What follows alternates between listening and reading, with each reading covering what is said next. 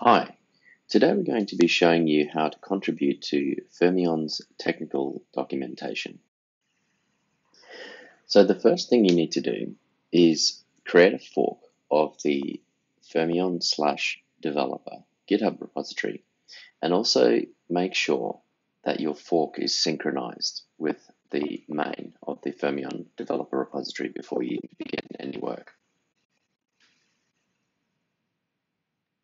So let's go ahead and grab an issue from the queue here, something that's not too over the top, and we'll just make a few text changes in some markdown files, and then we'll go ahead and contribute to the repository. So after forking the repository, you then go ahead and clone your own fork of the repository. So what you're doing is you're forking it, and then you're actually grabbing the code, which will go ahead and clone your repository's version of it. So we go ahead and do that now.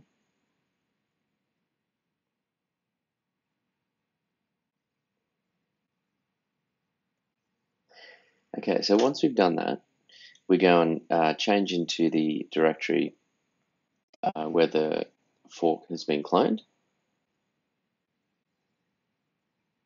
And then what we want to do is we want to create a new branch. Now, you'll see here in the documentation that there's a copy button. If you click on that, it'll automatically copy the command into your clipboard. So we'll rename this branch here. Let's go update, spin version markdown file in the OCI docs area. All right, so now that we've done that, we've got to add a remote. So we go git remote add upstream. And again, we're just using the functionality in the documentation to copy that into the clipboard. If we do a remote v, we'll see here that the origin is the repository that is owned by the user, and the upstream is actually the Fermyon Developer repository where the technical documentation is held. Now, there's quite a bit of information in the how to contribute documentation, things like annotation, code blocks, etc. We'll get to that in another video, but for today, let's just keep it fairly straightforward and move on with actually making some changes and checking our content. We will go through the checking of the content because I think that's important to getting the quality and consistency. So the first thing that we do here is we make sure that we're in the developer directory, and we do an npm install.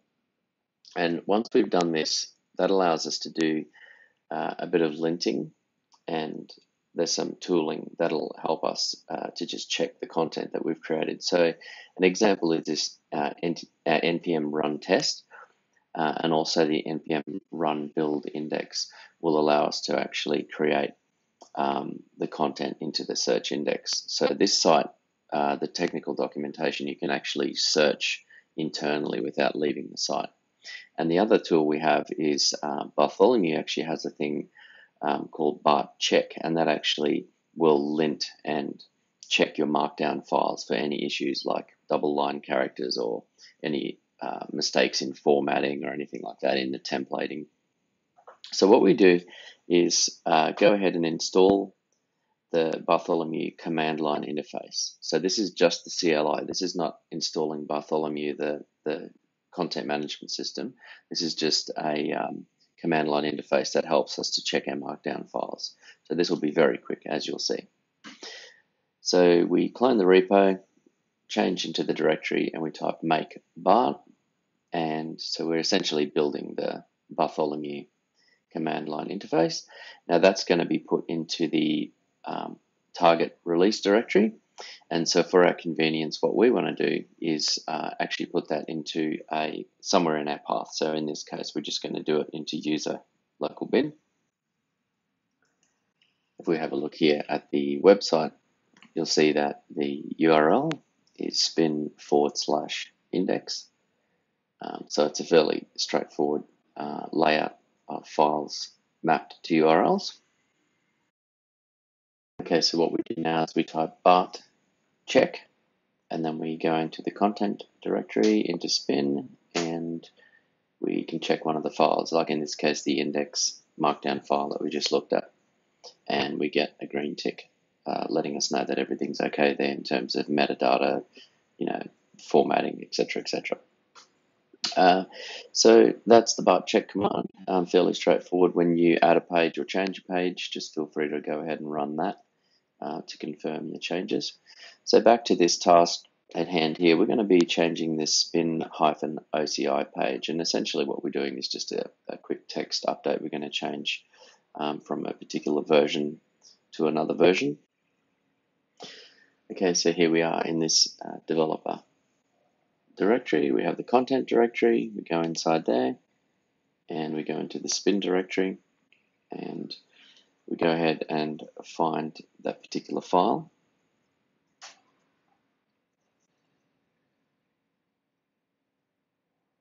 So we're looking for the spin OCI. And inside here, we're going to see a few references of a version number that needs updating. So we'll go ahead and replace out some of this text in here.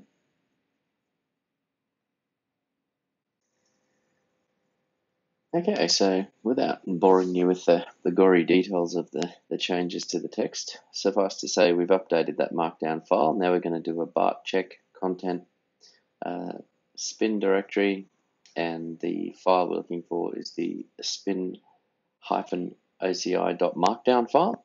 So we're running our Bart check on content that we've just edited in our Visual Studio Code editor. Okay, so we run that, and we can see that the content is all correct, which is great. So the next step that we want to do here is also a preview. So if we do a spin up, preview mode equals 1, this is all documented, by the way. What happens is this actually hosts the technical documentation on localhost.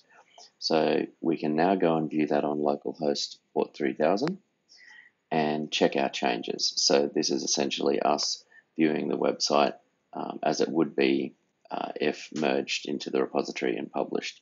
So we go to that section, hosting apps with OCI registries, which is the spin-oci.markdown file, and our changes are now appearing inside the browser here. So this is a great way to just have a preview of your changes before you make a pull request or start pushing things up to the repository. Just make sure things are good on your end on localhost. All right, so once we've done that, we'll go down into the rest of this contributing documentation, and there's other things we can do now. So if we're wanting to run npm run tests, what this does is it actually lints the markdown. It looks for things like making sure your headings are using title case. It also looks for things like if there's a new line character, like a line spacing, it won't allow you to have 2 line spacings. It does a lot of linting behind the scenes. And the other thing it does, you can see here the linting, it's linted 52 files and there's 0 errors. You can also add custom linting rules, which we've done a lot of. So that's all behind the scenes. You don't really need to worry too much about that. But just looking at things like having these annotations for selective copy or no copy, having code blocks, having title case in the headings, as I mentioned. If there's a line break, make sure there's not multiple line breaks, and so on and so forth. The other thing that the